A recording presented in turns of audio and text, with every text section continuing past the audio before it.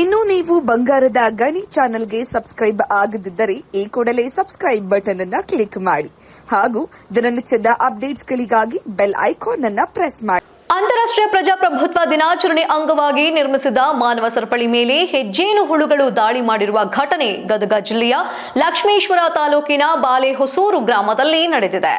ಘಟನೆಯಿಂದಾಗಿ ಮಾನವ ಸರಪಳಿ ನಿರ್ಮಿಸಿದ ಸಾರ್ವಜನಿಕರು ತಮ್ಮ ರಕ್ಷಣೆಗಾಗಿ ದಿಕ್ಕಾಪಾಲಾಗಿ ಓಡಿದ ಪ್ರಸಂಗ ನಡೆಯಿತು.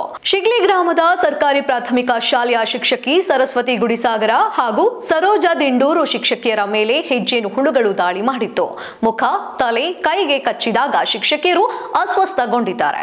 ಈ ಸಂದರ್ಭದಲ್ಲಿ ಅಸ್ವಸ್ಥಗೊಂಡ ಶಿಕ್ಷಕಿಯರನ್ನು ಶಿರಹಟ್ಟಿ ಮತಕ್ಷೇತ್ರದ ಶಾಸಕ ಡಾಕ್ಟರ್ ಚಂದ್ರು ಲಮಾಣಿ ಅವರು ತಮ್ಮ ಕಾರಿನಲ್ಲಿ ಆಸ್ಪತ್ರೆಗೆ ಕರೆದುಕೊಂಡು ಹೋಗುವ ಮೂಲಕ ಸ್ವತಃ ತಾವೇ ಚಿಕಿತ್ಸೆ ನೀಡಿ ಮಾನವೀಯತೆ ಮೆರೆದಿದ್ದಾರೆ.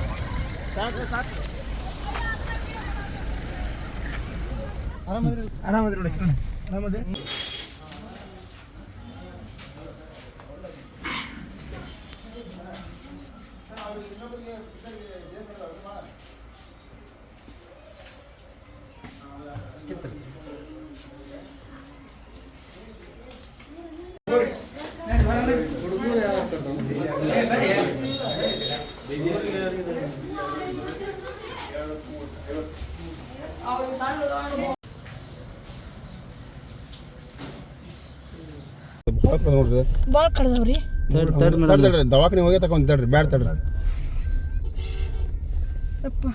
ಗೌರ್ಮೆಂಟ್ ಹಾಸ್ಪಿಟ್ಲ್ ಹುಡುಗರಿಗೆ ಮೊದ್ಲು ಸಾಕು ಹೇಳ್ಬೇಕ್ರಿ ಮತ್ತು ಹುಡುಗರಿಗೆ ತೊಂದರೆ ಏನು ಕಾರ್ಯಕ್ರಮ